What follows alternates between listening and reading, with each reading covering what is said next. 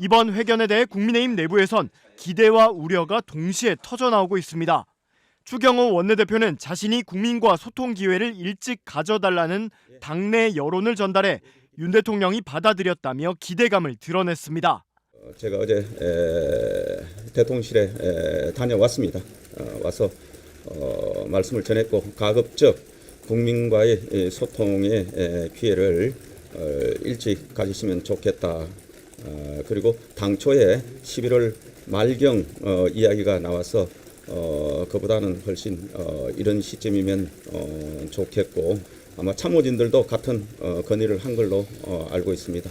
그래서 대통령께서 고심하시다가 어제 밤에 가급적 해외 순방 전에 소통 기회를 가지면 국민들의 이해도 높아지지 않겠냐고 제안해 윤 대통령이 어젯밤 늦게 마음을 바꿨다는 겁니다.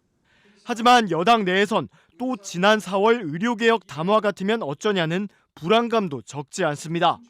오늘 국민의힘 비공개 원내대책회의에서 일부 의원들은 윤 대통령의 이번 회견이 총선 직전이었던 지난 4월 강행한 의료개혁 담화 같아선 안 된다며 우려한 걸로 전해졌습니다.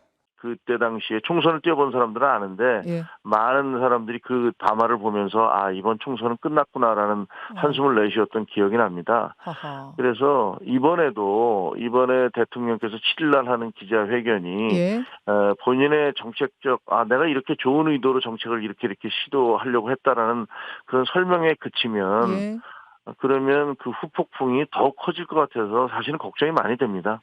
윤 대통령은 모레 대국민 담화 기자회견에서 회견 시간이나 질문 분야, 개수 등의 제한 없이 질의응답을 이어가기로 한 것으로 전해졌습니다. 대통령실 고위 관계자는 일문일답을 통해 국민이 궁금해하는 모든 사안에 대해 소상히 설명해 드릴 것이라고 밝혔습니다. 지금 우리 앞에는 또 다른 개혁 과제들이 놓여 있습니다. 정부에서 추진하고 있는 의료개혁, 연금개혁, 노동개혁, 교육개혁의 4대 개혁이 바로 그것입니다. 지금 당장 하지 않으면 국가의 미래를 장담할 수 없는 절체절명의 구조개혁 과제들입니다. 개혁에는 반드시 저항이 따르게 돼 있습니다. 역대 정부들이 개혁에 실패하고 개혁을 포기했던 이유가 바로 이것이었습니다.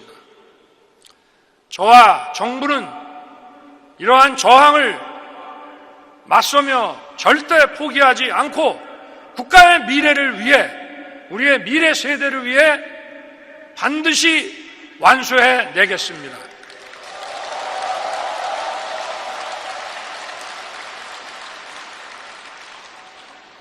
이렇게 함으로써 대한민국에 더 큰 도약을 이뤄내고 자유와 번영의 길을 열어갈 것입니다.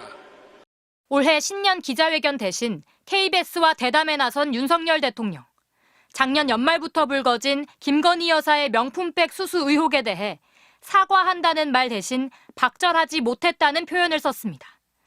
대통령이나 대통령 부인이 어느 누구한테도 이렇게 박절하게 대하기는 참 어렵습니다.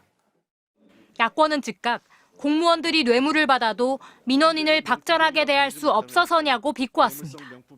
윤 대통령은 세 차례 기자회견 등 국민들과 직접 소통에 나설 때마다 자신과 김 여사를 둘러싼 논란에 대해 답했지만 논란을 잠재우진 못했습니다. 지난 5월 취임 2주년 기자회견, 해병대 최상병 사건 수사 결과를 두고 직접 질책했는지, 이른바 VIP 경로서를 묻자 윤 대통령은 엉뚱한 질책으로 답했습니다. 사고 소식을 듣고 저도 국방장관에게 이렇게 좀 질책을 했습니다. 총선 직전 의정 갈등과 의료 대란 우려에 대한 담화된 2,000명 증원만 반복해 강조했습니다. 의대 정원 2,000명 증원은 국민의 생명과 안전을 지키는 헌법적 책무를 이행하고 야당은 숫자에만 매몰된 불통정부라고 비꼬았고 여당은 이 대국민 담화를 총선 패배 원인의 하나로 꼽았습니다. 국민과 소통하겠다고 나섰지만 오히려 역효과만 불러왔던 겁니다. 이런 우려를 의식한 듯 국민의힘 지도부에서조차 일방적인 주장만 내놓은 지난 4월 담화를 되풀이하면 안 된다는 쓴소리가 나왔습니다. MBC 뉴스 고재민입니다.